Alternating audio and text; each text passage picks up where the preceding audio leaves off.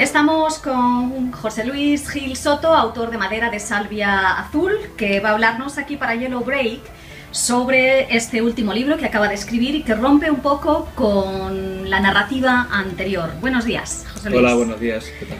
A ver, te vamos a preguntar, ¿cuánto tiempo llevaba la idea de Madera de Salvia Azul rondándote por la cabeza? Pues llevaba mucho tiempo.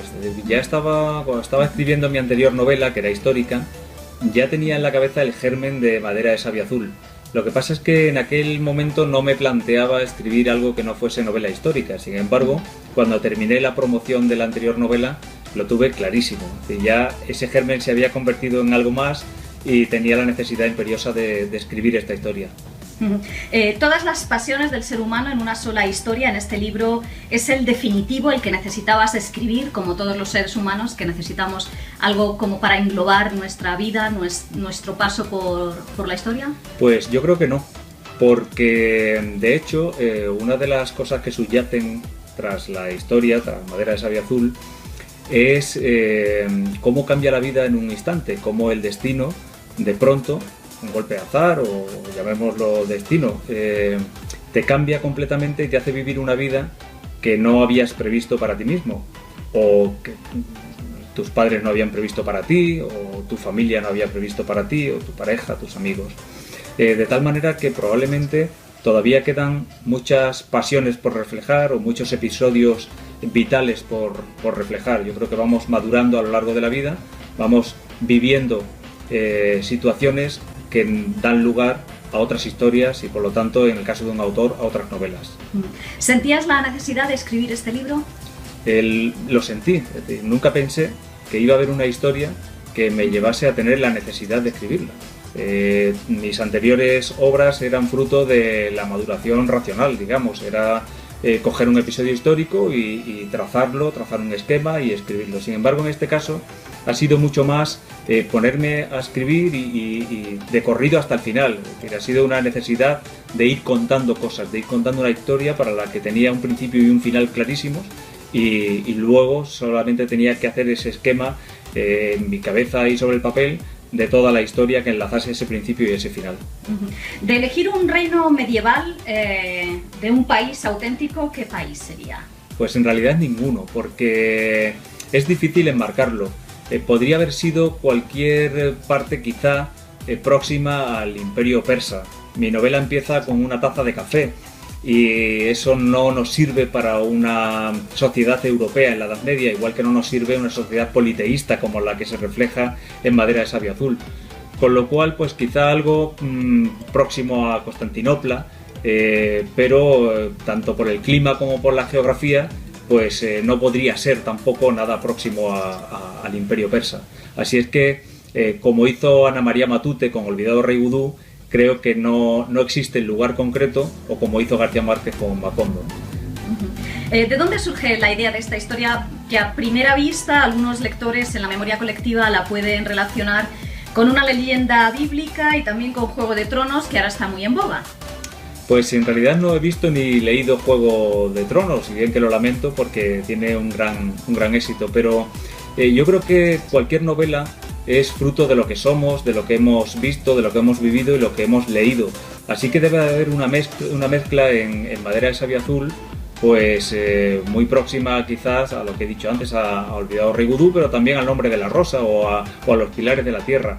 Es decir, eso es una narración épica con tintes históricos, podríamos llamarla fantasía histórica sin que los personajes sean fantásticos, sino de carne y hueso, porque lo que les pasa a estos personajes puede haberles pasado a cualquier protagonista de la historia con mayúscula o de las historias con minúscula a lo largo del tiempo. ¿Cómo conseguiste imaginar un escenario como el de esta historia, que está tan alejado de tus anteriores obras? Pues porque todo empezó con la idea en la cabeza, pero con la intención de enmarcarla en un contexto histórico y en un lugar concreto. Pero poco a poco me fui convenciendo de que quería no castellanizarlo y además que el lector se abstraiga completamente de algo conocido y se metiese en una historia que no tuviera nada que ver con un episodio conocido, porque de esa manera creí que se lograría mucho mejor que se llegase a acompañar a los personajes al éxodo al que se ven sometidos en Madera de Sabia Azul, de tal manera que si no lo identificábamos ni con nombres propios conocidos, ni con lugares conocidos, ni con una época concreta, así podíamos llegar mejor a meternos en la historia y acompañar a esos personajes en sus pasiones, en su experiencia vital y en ese viaje al que se ven obligados.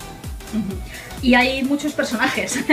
Es una novela muy coral, no hay un protagonista claro, fundamental. De todos los personajes, ¿con quién te identificas tú?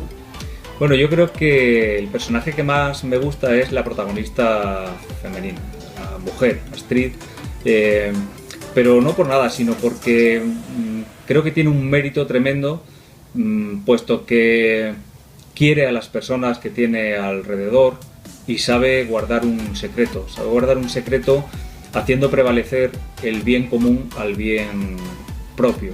Es, digamos, uno de esos héroes anónimos que hace más por sus naciones que sus propios gobernantes. ¿Quién te oyera a día de hoy? La historia, que es una trama de mentiras y de engaños para lograr ese bien mayor, ese bien común, que también es una idea un poco medieval, ¿no? Con Santo Tomás de Aquino, ¿no? La historia del bien común que debería prevalecer sobre todo. ¿Crees que cualquier acto justifica ese bien común? Bueno, a ver, hoy en día lo llamamos sentido de Estado. Es decir, yo creo que actualizándolo, trayéndolo a nuestros días, echamos mucho en falta, con frecuencia, el sentido de Estado. El sentido de Estado viene a ser eso, viene a ser el bien común, a veces privándonos a nosotros mismos de nuestra, no sé si de nuestra felicidad, pero sí al menos de nuestro bienestar o de lo que nos gustaría para un pequeño grupo reducido que nos rodea, ¿no? Entonces todo ese sacrificio que hay que hacer a veces, pues no sé, en una dimisión, en un anteponer los intereses de todo un pueblo a los intereses propios o de partido, ¿no? Eso trasladado a una época diferente, a una edad media imaginada en las páginas de Madera de Sabia Azul. Sí, porque no vamos a hablar de política actual aquí, ¿no? No. ¿Existiría la posibilidad de una continuación de la historia con la reina Isalma? Sí, existiría, pero bien es cierto que yo no he pensado en una segunda parte mientras escribía la historia. Es verdad que puede existir, puesto que estamos hablando de un reino y estamos hablando de una historia que termina en un punto concreto, pero con personajes como la reina Isalma que siguen vivos y que tienen mucho que contar todavía. Pues muchísimas gracias, José Luis. Gracias a ti.